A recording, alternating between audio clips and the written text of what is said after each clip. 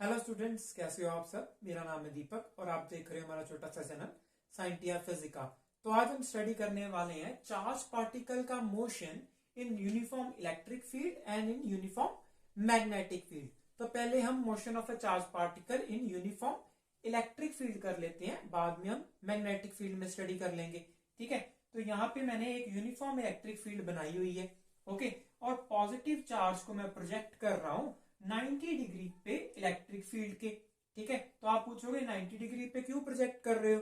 तो 90 डिग्री पे हमें पाथ नहीं पता, चार्ज का मोशन नहीं पता। ठीक है, अगर मैं पैरेलल या एंटी पैरेलल प्रोजेक्ट करता हूं इलेक्ट्रिक फील्ड के तो वो पाथ मुझे पता है कि स्ट्रेट लाइन ही आएगा। ओके, तो आपको पता है ना कि इलेक्ट्रिक फील्ड की डायरेक्शन में ही फोर्स लगती है, फोर्स के फॉर्मूले से। ठीक है, तो जहां से पता चल रहा है कि जो फोर्स है वो इलेक्ट्रिक फील्ड की डायरेक्शन में लगेगी अगर चार्ज क्या है, पॉजिटिव चार्ज है। तो अगर मैं इसके पैरेलल प्रोजेक्ट करता हूं तो चार्ज एक्सेलरेट करेगा, अगर एंटी पैरेलल प्रोजेक्ट करता हूं तो जो चार्ज है वो रिटार्ड करेगा। तो ये तो मुझे पता है, बट मुझे चार्ज पार्टिकल का मोशन तब नहीं पता जब चार्ज पार्टिकल इलेक्ट्रिक फील्ड के परपेंडिकुलरली मूव कर रहा है। तो चार्ज पार्टिकल का मोशन क्या है, तो चलिए मैथमेटिकली देखते हैं कि क्या होता है। तो चार्ज पार्टिकल का मोशन यहां तक तो स्ट्रेट लाइन रहेगा। तो जैसे ही ये इलेक्ट्रिक फील्ड में एंटर हुआ तो इस पे क्या लगेगी, चार्ज पार्टिकल के पे एक फोर्स लगेगी। ठीक है, तो फोर्स किस डायरेक्शन में होगी, पॉजिटिव चार्ज है तो इलेक्ट्रिक फील्ड के डायरेक्शन में से एक फोर्स लगेगी। ओके, तो वेलोसिटी किस डायरेक्शन में है, वेलोसिटी स्ट्रेट है। तो यहां पे क्या होगा, चार्ज पार्टिकल के पास दो वेक्टर्स आ गए ना, एक वेलोसिटी वेक्टर एक फोर्स वेक्टर। तो इस दोनों फोर्सेस के कारण जो चार्ज पार्टिकल है वो अपना पाथ चेंज कर लेगा, अभी स्ट्रेट लाइन नहीं मूव करेगा क्योंकि चार्ज पार्टिकल पे एक फोर्स लग रही है अपवर्ड्स। ठीक है, तो वो कुछ पाथ पे जाएगा, एक डेफिनेट पाथ ट्रेवल करेगा। तो वो पाथ कौन सा है वो हमने पता करना है। ठीक है, तो मैथमेटिकली कैसे पता करेंगे, अभी देखिए। पहले तो ये चार्ज पार्टिकल है वो 1D मोशन में जा रहा था स्ट्रेट लाइन में। ठीक है, 1D मोशन था। अभी क्या हो गया, अभी 2 डायमेंशनल मोशन हो गया। क्यों, क्योंकि एक फोर्स जो है वो अपवर्ड डायरेक्शन में लग गई। तो मैं इसे अगर वाई एक्सिस बोल दूं, इसे एक्स एक्सिस बोल दूं। ठीक है, तो फोर्स किस डायरेक्शन में लग रही है, वाई डायरेक्शन में। वेलोसिटी किस डायरेक्शन में है, एक्स डायरेक्शन में। तो जो मोशन होगा चार्ज पार्टिकल का वो 2 डायमेंशनल हो जाएगा। ठीक है, तो हमें क्या पता है, हमें जो इक्वेशन ऑफ मोशंस दी गई हैं वो 1 डायमेंशनल में अप्लाई करती हैं। ठीक है, हम उसे 2 डायमेंशनल मोशन पे अप्लाई नहीं कर सकते। तो जैसे हमने प्रोजेक्टाइल में किया था तो वैसा ही हम कुछ इस केस में भी करेंगे। तो 2 डायमेंशन को स्टडी करने के लिए हम क्या करेंगे, इस मोशन को बांट लेंगे 1 डायमेंशन में, एक एक्स एक्सिस की डायरेक्शन में एक वाई एक्सिस की डायरेक्शन में। तो एक्स और वाई की मोशन को जब क्लब करूंगा तो मेरे पास चार्ज पार्टिकल का मोशन आ जाएगा और पाथ पता चल जाएगा। ठीक है, तो चलिए अलग अलग कर लेते हैं। तो एक्स डायरेक्शन में पहले मोशन देख लेते हैं। ओके, तो एक्स डायरेक्शन में वेलोसिटी है। ओके, एक्स डायरेक्शन में कोई फोर्स एक्ट नहीं कर रही, तो जो यूनिफॉर्म वेलोसिटी से चार्ज पार्टिकल मूव कर रहा था उसी से एक्स डायरेक्शन में चार्ज पार्टिकल मूव करेगा। ठीक है, तो वेलोसिटी क्या होगी, डिस्टेंस बाय टाइम। ठीक है, स्ट्रेट लाइन में मूव कर रहा है तो डिस्टेंस और डिस्प्लेसमेंट सेम है। तो मैं मान लेता हूं एक्स डिस्टेंस मूव करेगा तो फोर्स जो है इसी एक्स रीजन में लगेगी। तो मैं कहता हूं velocity is equals to x by time. Okay, तो यहां से मुझे पता चल गया एक्स क्या है, वी टी। तो मुझे एक्स डायरेक्शन में इक्वेशन ऑफ मोशन मिल गई। ओके, तो अभी वाई डायरेक्शन में देखते हैं। तो वाई डायरेक्शन में फोर्स लग रही है, फोर्स लग रही है मींस पार्टिकल क्या कर रहा है, एक्सेलरेट कर रहा है।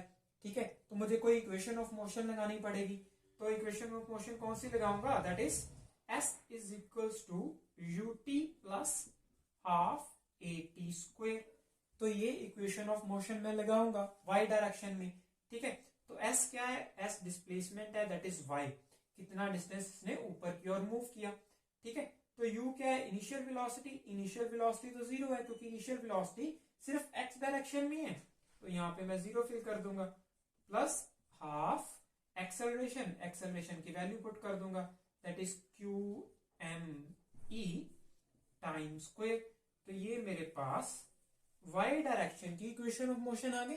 अभी मुझे दोनों को क्लब करना है, तो जब भी क्लब करूंगा तो मुझे अपने पॉजिटिव चार्ज पार्टिकल की इक्वेशन ऑफ मोशन मिल जाएगी कि मेरा पॉजिटिव चार्ज पार्टिकल किस ट्रेजेक्टरी पे मूव कर रहा है, मतलब कौन सा पाथ फॉलो कर रहा है। ठीक है, तो इसे दोनों पे क्लब को कैसे करेंगे, इन दोनों इक्वेशंस को कैसे क्लब करेंगे, मैं क्या करूंगा, यहां से टाइम निकाल लूंगा और यहाँ पे फिल कर दूंगा। तो क्या आ जाएगा मेरे पास, y is equals to half q e by m x by v का होल स्क्वेयर। ठीक है, तो ये कहा आ गया मेरे पास half q e by m v square x square. ठीक है, तो अभी देखिए ये सारी टर्म जो है वो एक कांस्टेंट है। ओके, क्यू कांस्टेंट है, इलेक्ट्रिक फील्ड कांस्टेंट है, चार्ज का मास कांस्टेंट है, वेलोसिटी कांस्टेंट है।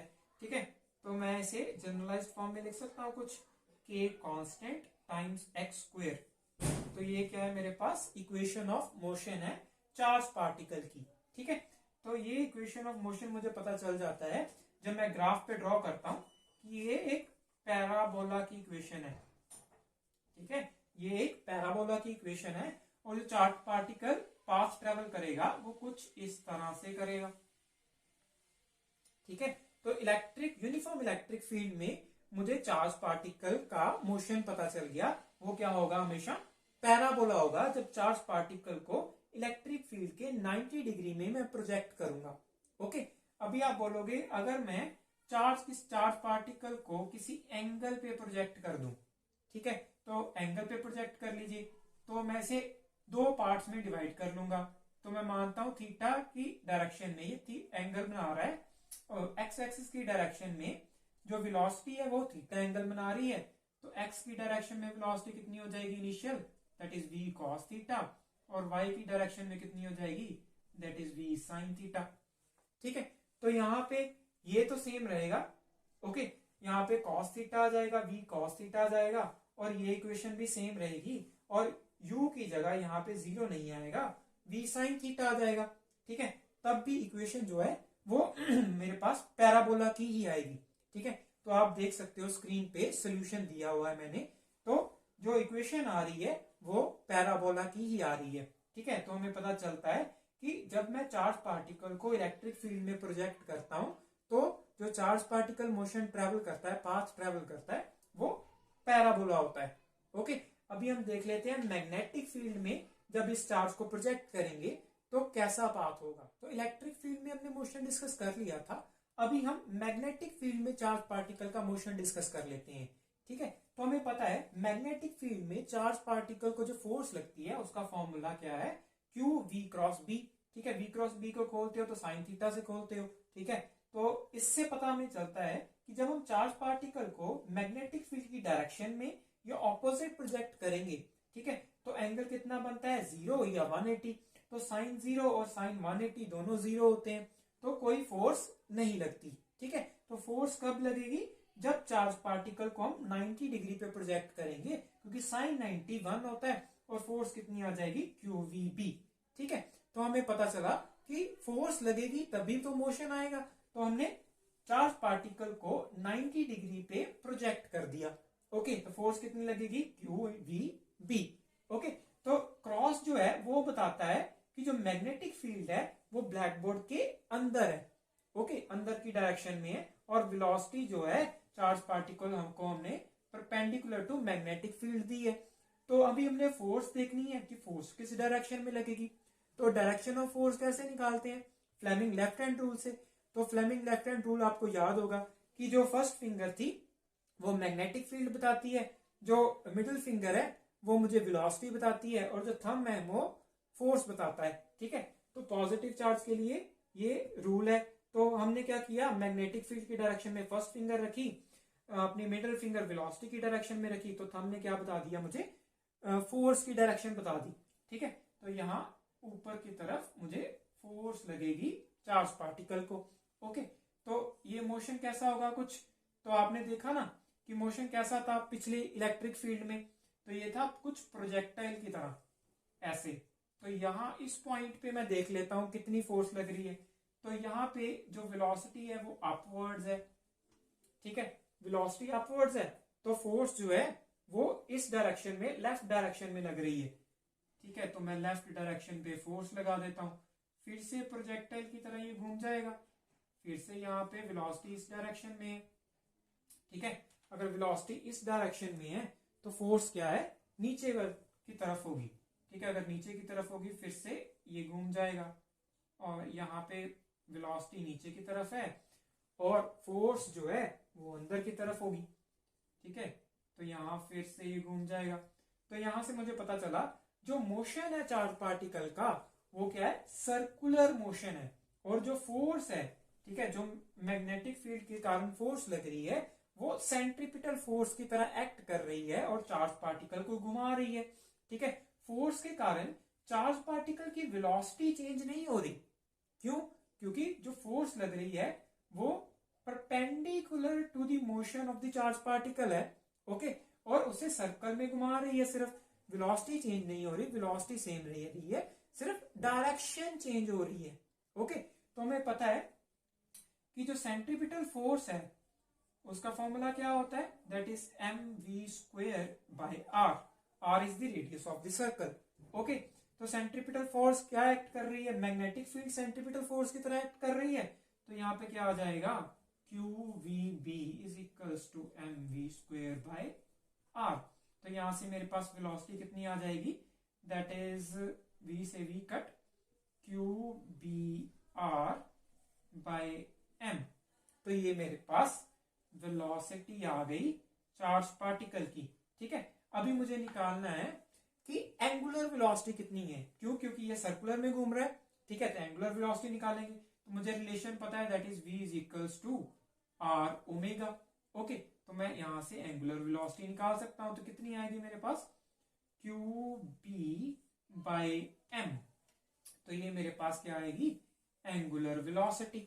ओके, तो मैंने अभी क्या बोला कि जो वेलोसिटी है चार्ज पार्टिकल की वो सेम रह रही है, मतलब जो चार्ज पार्टिकल है वो यूनिफॉर्म मोशन में है। ओके, जो फोर्स है सिर्फ उसकी डायरेक्शन को चेंज करने के लिए। तो अगर जो मोशन है वो यूनिफॉर्म है तो आपको पता है कि जो मेरे पास एंगुलर वेलोसिटी है वो एंगुलर फ्रीक्वेंसी के बराबर होती है।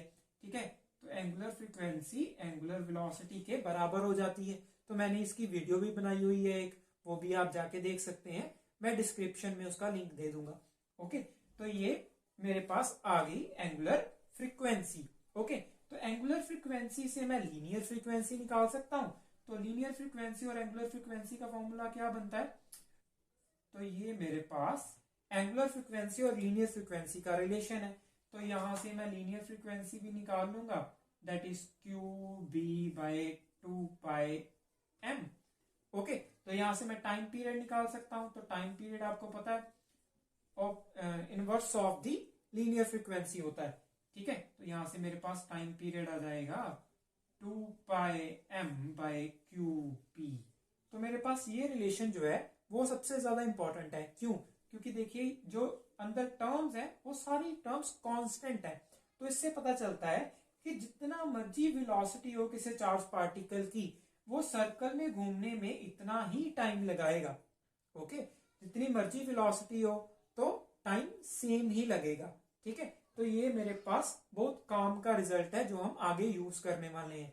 ठीक है, पाथ हमें पता चल गया कि सर्कुलर पाथ है।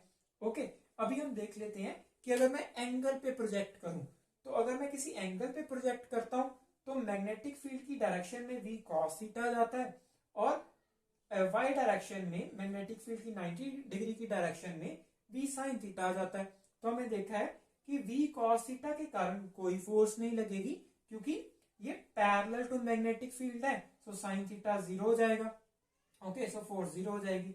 जो परपेंडिकुलर वेलोसिटी है, ठीक है, उसके कारण फोर्स लगेगी जो क्या है, qvb।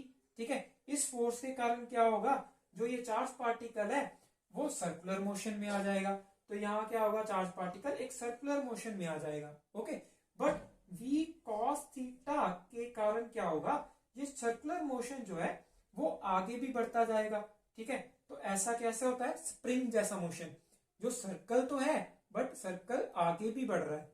ठीक है, तो सर्कुलर मोशन और आगे बढ़ने के कारण ये एक हेलिक्स बन जाता है। ठीक है, ये एक हेलिकल पाथ बन जाता है। ठीक है, तो आपको पता चल गया चार्ज पार्टिकल का मोशन इलेक्ट्रिक फील्ड और मैग्नेटिक फील्ड में। ठीक है, तो ये काम कब आएगा, जब हम अगला टॉपिक करेंगे, दैट इज साइक्लोट्रॉन। ठीक है, ये स्टडी जो है उसमें काम आने वाली है, इसलिए इसको पढ़ना जरूरी है। ओके, तो इसमें कोई भी क्वेरी है आपको तो आप मुझे कमेंट सेक्शन में पूछ सकते हैं, और कोई सजेशन देना चाहते हैं वो भी आप मुझे कमेंट सेक्शन में दे सकते हैं। Thank you.